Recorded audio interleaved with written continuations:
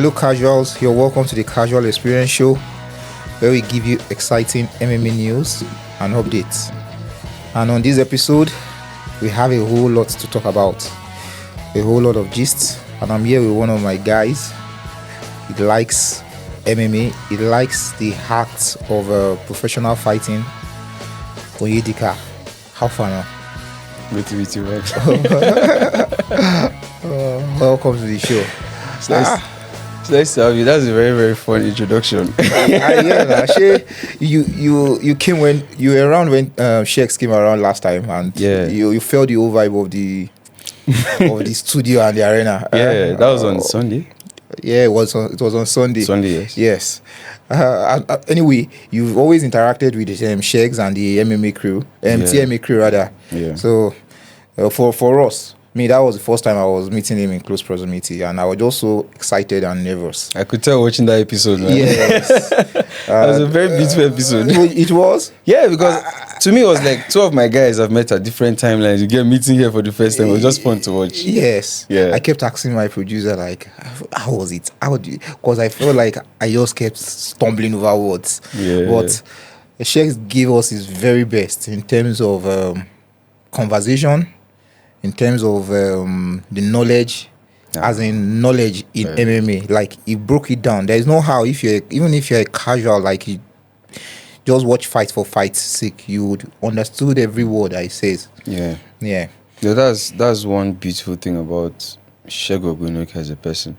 I just to continue from your episode, you're being so emotional about it. I was like, this is actually so raw, and I appreciate this so much. He said, I just love as you're even here, and Sheikh just smiled. I was like, because he gets that quite a lot. Yeah. I see that at the gym when I train with them, and everything you said is a very, very apt. And everything you said about Sheiks that day was very correct. Yeah, very apt. Like, from that point of view, but Sheiks is a very knowledgeable person. Yes, is a good person. Yeah. I mean, we live in a generation now where reels, TikToks trend quite a lot. There's the motivation phase, there is the every phase, depending on what is going on or what is trending. Yeah. And you know how this man, Jordan Peterson. Yeah, Jordan Peterson. He said something about is it being dangerous but then being calm at the same time? Yeah. I can't really remember. It's one of those popular reels that was trending. It's like Muhammad Ali's flow like a butterfly, sting like a bee. Exactly. And he's just to paraphrase, because I can't really remember what it is. If you find, we'll maybe pull it up on this episode. Okay. Is that for you to be a truly kind person, you have to be very strong. You need to understand. You need to have a certain kind of strength. Yeah. To possess the will to be kind. Yeah. Because being kind is not easy. Yeah, it isn't. You understand? Being good is not easy. Yeah. You understand? Yeah. It's not easy at all. It's not easy. And I'm not even just saying this from a personal aspect. Yeah. But watching him, Sheiks is the topic here. Man,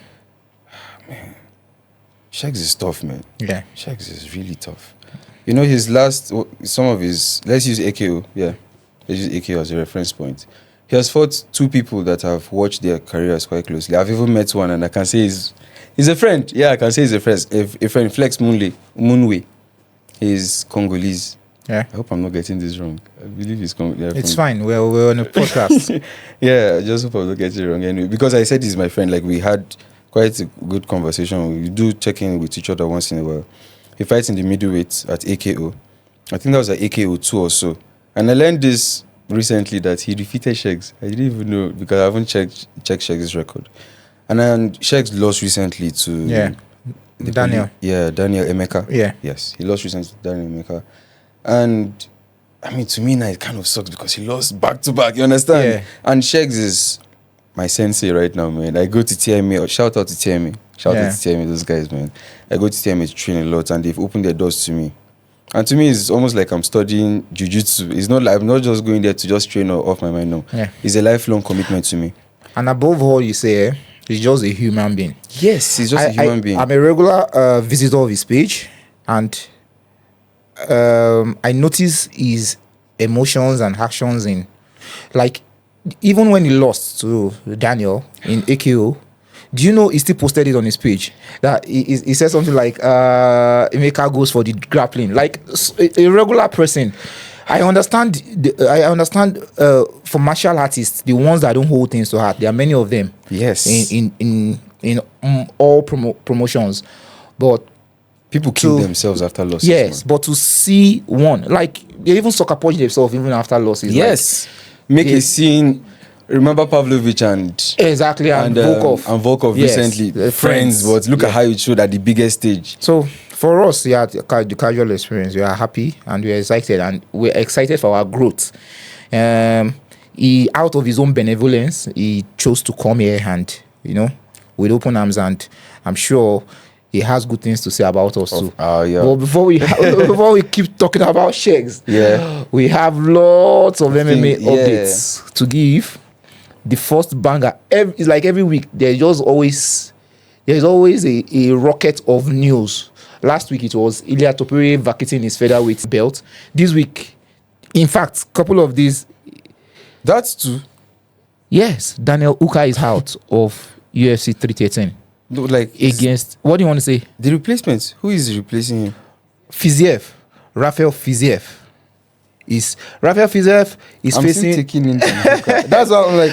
Did you say Dan Hooker? The Hangman Hooker is out of 313 with a broken hand. And when I read the news, or I got to hear the news, the first thing that came into my ear, my head was, how do you end up getting a broken hand weeks before your fight that would plunge you into a championship fight or realm if you could win? And Sheks kept saying, if you don't train safely, yes, like injuries before fights happen. If you don't train safe, I'm like, from practice I can even tell you how does that happen? It was such an, like, the hope of the fight is such an exciting prospect. Oh God, Dan Hooker closed. Conor McGregor opened the door for me. Yeah. To the world of MMA. Yeah. Dan Hooker closed it. He closed the door behind me. Why? His fighting style or what? His fight against Dustin Poirier, I'm sure. Poirier in 2020 COVID time, where you could hear every single sound touching the body. Do you know the way I'm palpitating as you are saying yes. this? Because whenever I talk to people, that's what I see. That was one of my best fights too. Did you watch it live? This guy, let me tell you how much of a fan I am. Onyedika, I don't miss any weekend fights, like, ever. Chop. Since I started watching fights, the ones I don't watch. No, I mean UFC, I watch every fight because it's always on play. Yeah. But I even go into One FC, Brave FC to find out, like, even though I don't know the fighters, this one or what event is going on. That's how much of a fan of professional martial arts. Love and respect that. Yes, that I am. Do. But that fight, yes, Uka and Poirier, they were inside each other's pockets and they were trading. You could hear their grunts. Yes. You are very correct by saying they're inside each other's pocket. That was like a phone booth fight. Yeah, exactly. That was a phone. You know how the British have this, that their small phone. Yes, I've seen a fight like that. Like, it's like a promotion like that. There are so many crazy things going on, man. Have you seen the car? Yes, I have. Inside the car, they will be inside the car. Have you seen the medieval one? Which one is that? Oh my God! You know medieval times. Those crusaders back then, I wear these medieval things with swords. So what's the concept of this? Do you know this guy, Luke Lyland? No. Shout out to Luke Lyland. He's the first foreigner who came to participate in Dambe Warriors. Shout out to Dambe Warriors. Yes. Yeah. Oche is such a passionate. Shout out to Oche. Oche is such a passionate. Would I call him fan or supporter? Oche is MMA through and through. I tell you, I see. I have him on my contact, so I see his status and I see, like, that guy is not all through anything professional fighting. When he came here, he opened our eyes into Dambe, and I was like, this same Dambe that I'm looking at. I went for that event. I would like to go for one too. We are going for the next one. In fact, we are going. Do they have occasional? Yes. Section, like, just the way they have fights in, like, AKO and stuff. They promote it. Yes. Should I amaze you? Yeah. There are 3 foreigners in total that have participated in Dambe Warriors event. And the Ministry of Tourism is looking to do that as a yearly thing. So I don't know if this should shout out. Federal government making her do something. Yeah, because there are people that are interested. People, MMA is something that people look into for tourism now. Yes. You must have been seeing things about Thailand. Yes. Even Shegun spoke extensively about Thailand and their Muay Thai and their culture, the culture of training. He said the culture of training and be fit. You know how Muslims go to Mecca. Mecca. Yeah. Right? Yes. And you know how Christians go to Jerusalem for pilgrimage for the both. Yeah. That's how Thailand is before Muay Thai. You understand? That's their style of fighting, Muay Thai. Yeah. So Muay Thai, I don't want to talk about Muay Thai. I'm not even qualified to talk about Muay Thai. Yeah. But Muay Thai is a very, very lovely branch of martial arts. Yeah.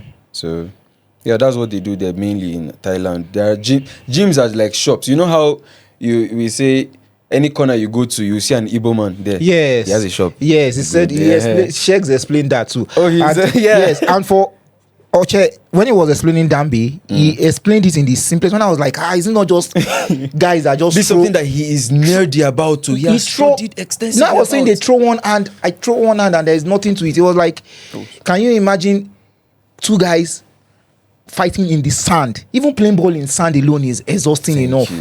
Yes. That in the sand themselves, their legs dipped in the sand. He called it a pit. Yes, he calls it pit. It is a pit. Yes, they did it at the Velodrome.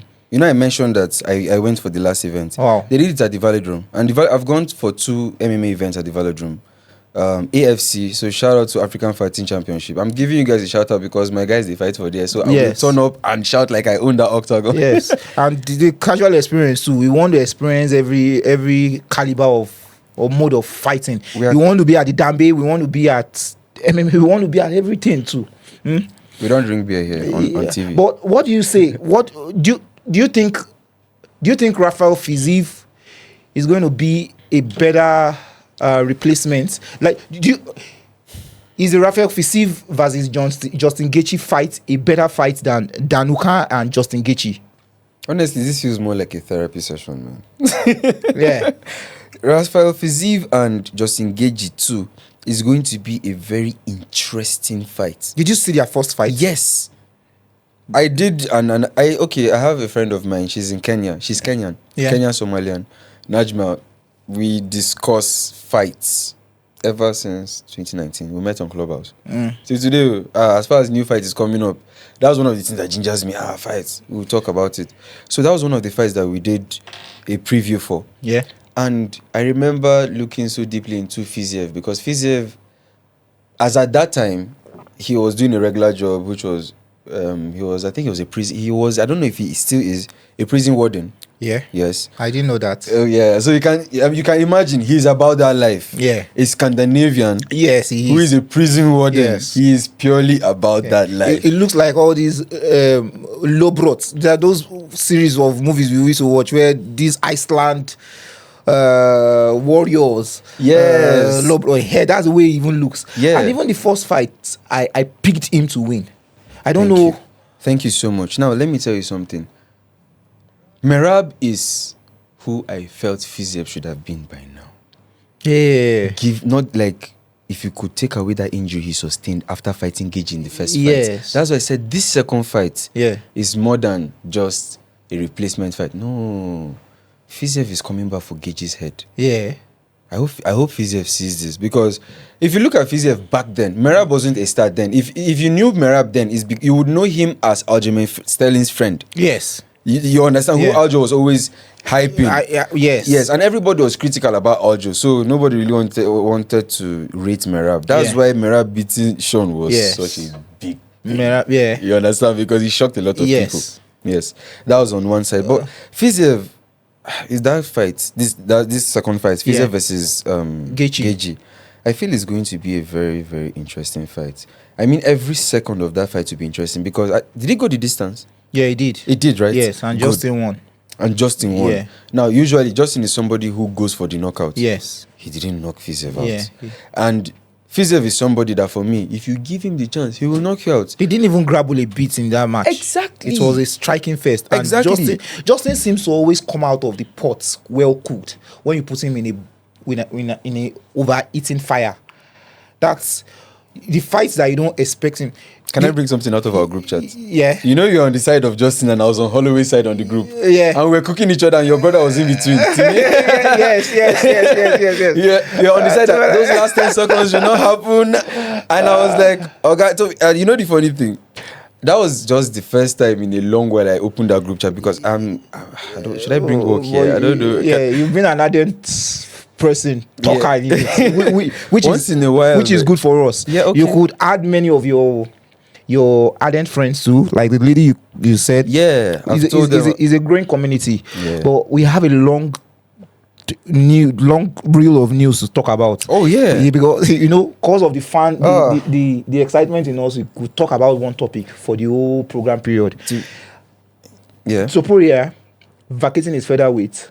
Okay, I'm moving on to Topuria. Yes. Yeah, so just for Fiziev and Geji too, it will be very interesting. So Yeah. I don't have a prediction about it. For me, it's more like when we watch. In fact, don't worry, we'll talk about that on There'll be a preview. There'll be a preview next week. You better prepare for the preview if you're going to be here on Thursday. Something I Next go week, watch. Thursday, good. So Topuria is out of his. Yes. He vacated his featherweight championship belt, and he's moving up. And as he's moving up, he wants Islam's head.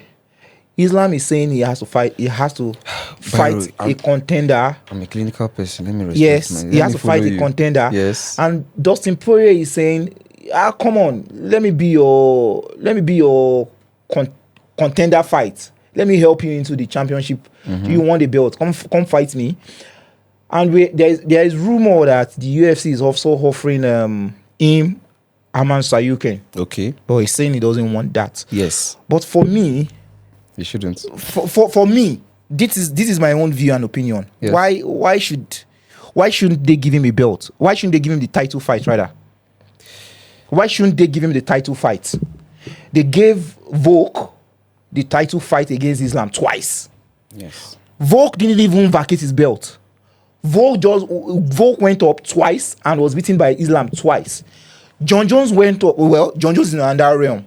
John Jones went up and fought the heavyweight champion at the heavyweight class. Our own beloved GSP. He went up to middleweight to fight Binsman. Why is it Topuria's turn? After leaving the welterweight division for 4 years. Yeah. So why is Topuria's own different? Even after he's vacated his belt. Why? I can understand this decision that Dana White has made. Just following UFC chronically for the past 5 years. Yeah. And I would say it's because of how that has always gone. I stand to be corrected because, like I said, I don't like the check because we're on live. I mean, maybe in the post show when we have our tablets and everything, checking Google and all. Yeah. Sorry.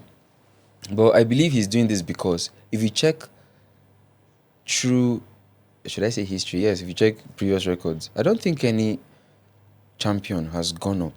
And retained. And yes. Yeah, won the belt and retained. Yes. Yes. Yes. And everybody who has won did not get to defend or defend for a while. You understand? Or make it look. But he's vacated the belt. It's not like he's holding that weight class. It's a different thing if you are holding that weight class down. He's not holding the weight class down. I understand that. He's not holding it up, brother. He's like, I've left the belt for you guys. Give me the belt. I feel that's just Give me the title. I feel that's Topuria saying that. When I say feel, Topuria feels we age mates, but I bet if he beats me, I bet. Yeah. But I'm just trying to say, I just feel Topuria is saying that to promote the fight from his side. I really think this is Dana White's decision. Yeah. I don't think it's Topuria saying and free the belt. No, nobody would ever do that. If I'm to reason on your own side, like a different side Dana of White is a businessman. a different He side wants of to opinion. preserve his What I will business. say, what I Yes. will see, or what I'm saying, if I don't want to be blindsided by them not wanting to give Topuria the belt, title. what I would say is maybe because of the Ramadan coming up, obviously Islam is going to observe it, and when That's he a very fair point. yes, when he observes it, Islam is not going to be ready till maybe let's say August, September. That really broadens my perspective. Yes, I forgot but about Topuria that is in going to the be ready. calendar. Yeah. Like Topuria, who doesn't have a fight till. So that's what the massive opinion is like. Then why do you want to wait for him till September, October? Why don't you just like show that will even bring more juice to the fight if you could beat one of the lightweight contender. You beat them. Imagine him knocking out Dustin Poirier. I mean, Topuria. Or imagine him submitting Amansa Yuken. Now, at that point, will it be deniable? Will it be denied? He wouldn't be denied, but why put him through that stress? So you prefer him waiting till September? Yes.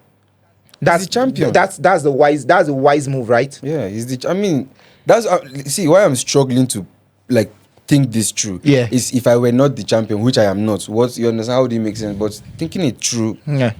Let's just say I were in the shoes of the champion. Yeah. Man, just wait till September.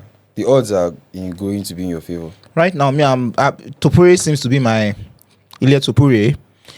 He's already grown so much in my heart. Maybe he's recency bias. Right now, he's my favorite. He's my favorite fighter in the UFC.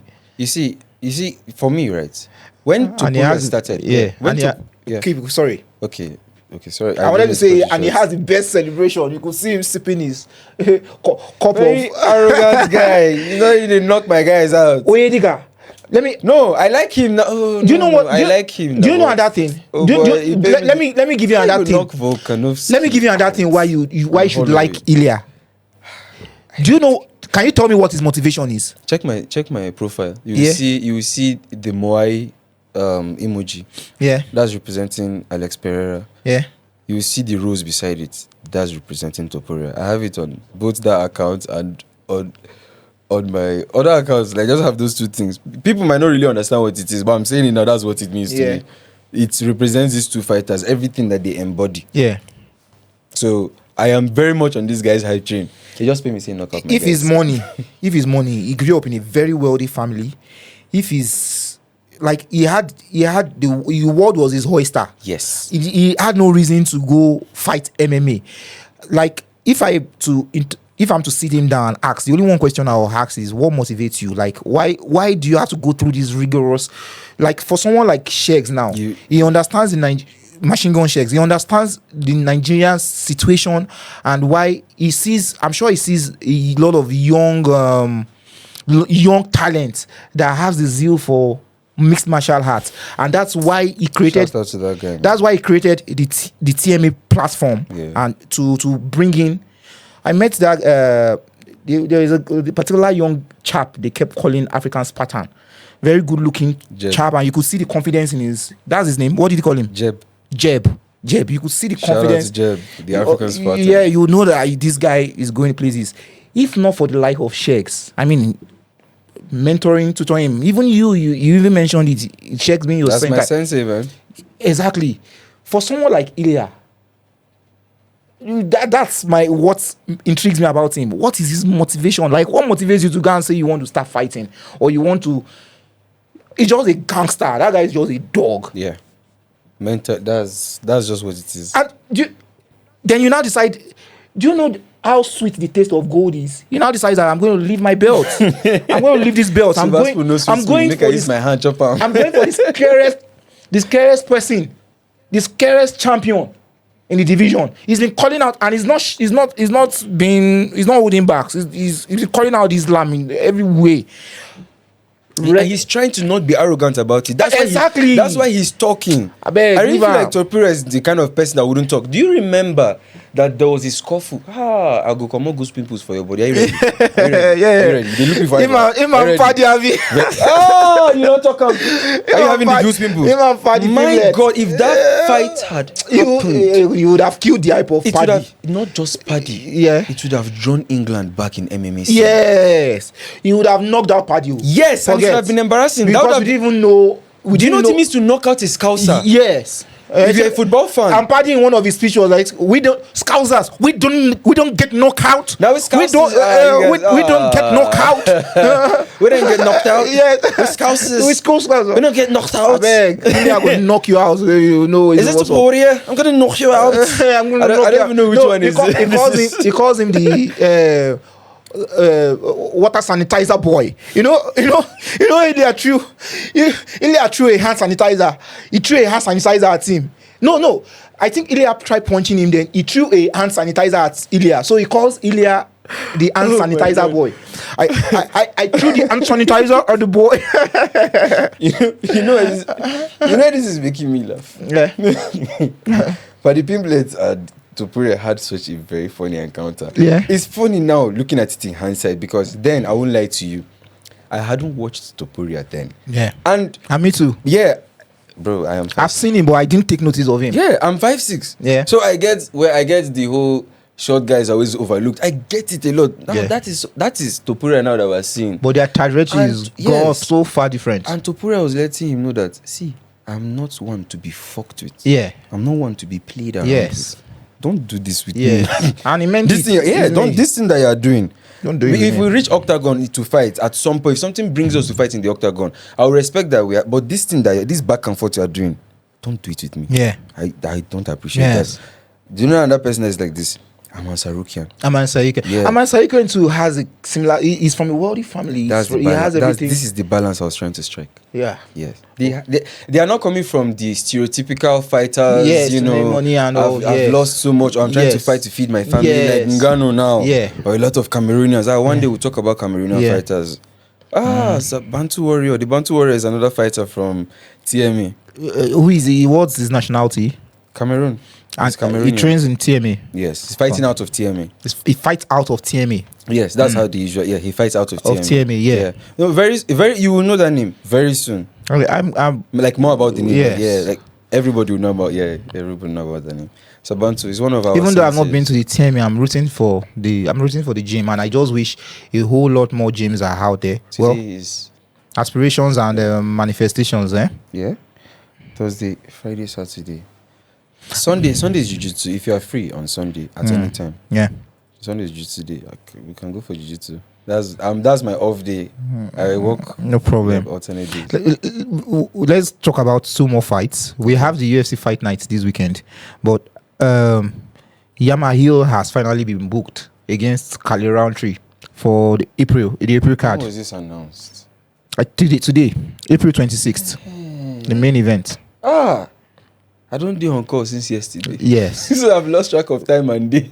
About Roundtree, do you think he's healed enough from that beating he received from Pereira? That fight healed Roundtree. That fight? Healed Roundtree. He healed him. If Roundtree comes across this, he would understand what I'm saying. He healed him. Yes. Okay, you mean that he beat whatever thing? What? No, you have to explain to me. I think I understand what you mean, but I don't get it if you don't explain. I know. Okay, they beat someone so much, and you're saying he got healed. He got healed from what? From man. At some point we'll talk about Jamal Hills because of time. We probably have what else? And both of them both of them are coming from. They've just recently lost to Pereira. Both of them. So and they are both blacks. They are both heavy-handed. They are both. Yeah. This fight now is going to tell us a lot. Yes. About mental growth. Mental strength. Yeah. And being human. Yes. In just 2 human beings who are coming to fight in the octagon. Yes. For how many? Is that a co-main? No, it's a main event. It's a main event. Yes. 3 what events? April 26th. Okay. Yes. It can't be a fight night then. No, it's not a pay-per-view. It's a fight night. It's a fight night. Yes. Fight nights are getting spicy now. It's not Imavov. That's what I'm saying now. The UFC are just on fire. That's what we try to emulate here at Casual Experience. We try to emulate the intentions to be at the top of your game. Yes. That's like really the UFC. Good. They are top of their game and they keep beating it every single year. They keep top. You feel that this is the best they've done. Yes. Yeah. This is a very, very good thing you've said, because I feel even on a very if for a company, you know what you just said, you just embodied, you symbolized this growth and getting better in UFC and the casual MMA experience. Yeah. Experience. Yeah. And the people behind this is you, the casual boss, and Dana White's face behind the UFC. You are my friend. as a privilege of meeting and life. And I would say it's your company very much embodies the kind of person you are. Yeah. And the kind of person you are is an embodiment of your mindset. Yeah. Yeah. So if from what you said about the casual, you started with saying the casual experience tries to keep getting better, and the UFC does the same thing. Yeah. I really believe in that so much. And you see this fight. You know, that's what I started off saying. Yes. Saying so that's Kali Rountree has had his arc or his experience. He too has. he had a spell where he went to Thailand. And then Muay Thai. Yes, I remember that face of his. Yes. And I watched. There's this particular fight. I can't remember the person he fought because that was a fight night. The whole focus was on his post-fight reaction, and I look forward to post-fight reaction so much because me, that was what like I told you, this is one of the things that drew me close to fighters. Yeah. You know, just seeing it ends in 15 minutes or 25 minutes depending on the stipulations of the company or whatever fighting. But to me, I see two people that embody different journeys in life. Different places, different cultures, different struggles. Yeah. Coming to blow it all out there. Yeah. And at the end of the day, people just come and say, this person won and this person lost. But to me, it goes deeper than just win or loss. I like your perceptions. Okay. I like the way you see things.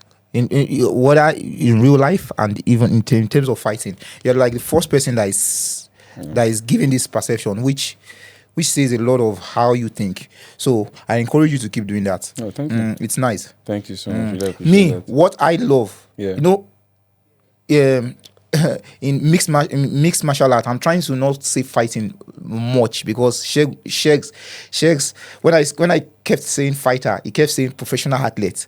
And that's Shegs. And when I kept it's clash of points of views there.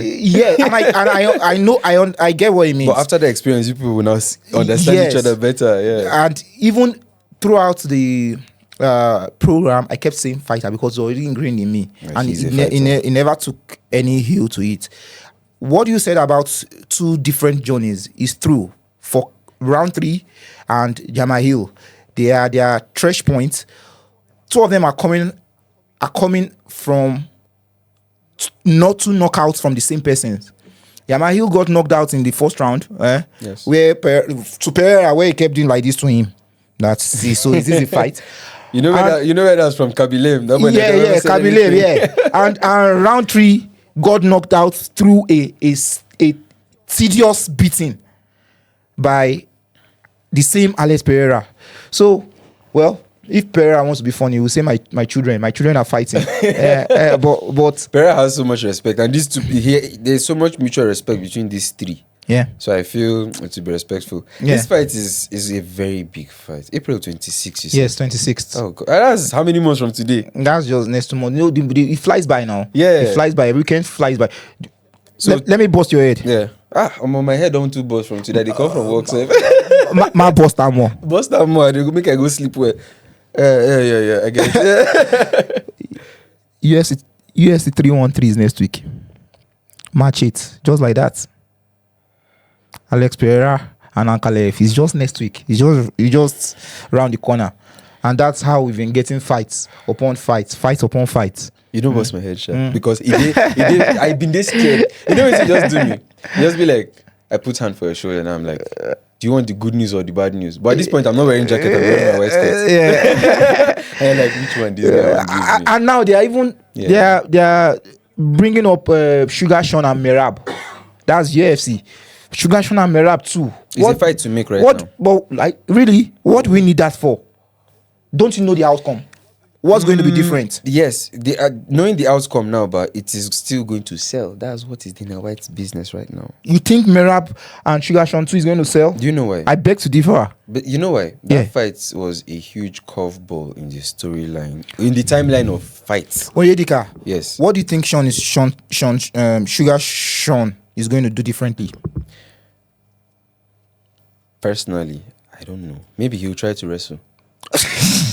No, who knows? I've not seen, he's very active on Snapchat. I've not been seeing. I see him with that. He's a mannequin. He's always training with a mannequin. Always kicking the head. Merab will not stand for him to kick like that now. That's what I'm saying. The only way he can beat Merab is if he out cardios him. How many months ago did they fight? 6 months ago. Is he up to 6? It's over 6 months ago. It's up to because 6 now. yes, because Merab has defended his title against Umar. Who knows? Maybe he has been in 6 months for Dagestan and forget. Oh, you mean Sugar Show? Who knows? Grappling with beers. What is grappling with You beers? can never tell. He has spent 6 months there. I beg me they leave that fight. And you know, we even have a UFC fight night this weekend, and we've not even spoken about it. Manel Kape and Asu. This guy that was shouting at Easy. Yeah. Shut the fuck up. I can say whatever the fuck I want. Who the fuck are you? I mean, this is just on the side. Yeah. I made 2 jots as a souvenir during my induction, my graduation. On one, had a Bible quote, Philippians 3, verse 12. Yes. And the other was a quote from Conor McGregor. Conor McGregor gives Bible quotes. It's not a Bible quote. Oh, okay. So that's just to tell you that there were 2 that I made. You understand? The best of them is the person behind you there. That Philippians, I can do all things through Christ who strengthens me. Yes. That's John Jones. Yeah. On his shoulders. The passage there on the first one was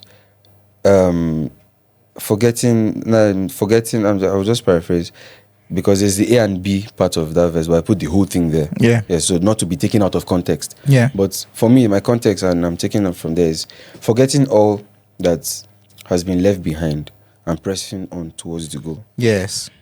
Okay. So, and that's the souvenir that I shared to people in school.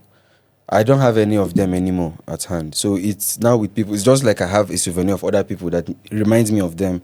So for me, it's more like, you don't need to remember me. Yeah. You understand? But you see that quote at the back. It should remind you that when you graduate, there's more and more and more. Leave yourself open to experiences.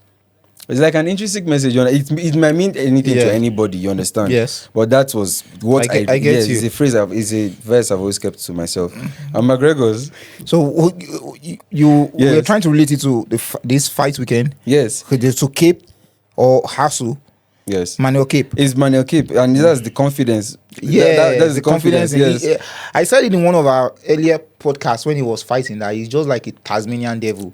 He just keeps. This is such a wonderful experience. I have a friend I gave this nickname to because of Tasmania. how He's just very sharp guy. On and on and on and on. He has his own confidence and that can never be eroded by what you say or what you do. He not for my hand once. Obviously, he's had it. Yes, there is one particular fight. Yes. Yeah, we're in sync here. We're in sync here. We're in sync here. Like this. The pre-conference, you thought at the first ring of the bell. God. The first ring of the bell that they were going to beat the hell out of themselves. They cooked this fight where so that was the fight that he was shouting at Easy, I believe. Yes. They sold the fight to just stand for like 2 minutes. Even when the referee was talking and giving, you have to respect each other. They were going at each other, and then when. And it was after that fight Makhachev was caught, isn't it? That was the fight. He was caught from the UFC. Did they fight at Saudi? I think he attacked someone or something. I think that was the fight did not sell Dana. Yeah. The fight did not sell. Dana is a very sharp businessman. I like him. If Dana was in Nigeria, he probably have Chinedu in his middle name. Chinedu. And well. But yeah, Manel Kape and this Asu guy, I have not seen so much. That's why I said Asu guy. Yes. I have not seen so much of him. And most of the casual fans won't know most of the fights on this. Under so much pressure. I believe I'm one. I embrace the word casual fan with all enthusiasm and grit. Yes. Because I am actually. Yes. Like it's like tasting the first feel of sugar. That's how fight is to me. And most of the fights on this fight card might not be known. Yes. But it won't stop me from not watching. Yes. I will watch everything from A to Z. Definitely. It's when a fighter picks or catches my interest, like your mind has to be primed or something. I get that. I respect that a lot. And well, Onidika, our producers are already telling us. You know what's funny? I'm sure when I look back at this episode, it's eventually going to be us connecting about how there's so many beautiful things we have to talk about in the world of MMA. By the time we say it's a wrap, I'm sure we'll still keep talking. Yes, guys, this is to be continued. Stay tuned for the preview of Ankalaev and Pereira 3-13 next week. But meanwhile, we thank you for liking, we thank you for sharing, And please give us a thumbs up and follow and press the follow button. It's a wrap, y'all.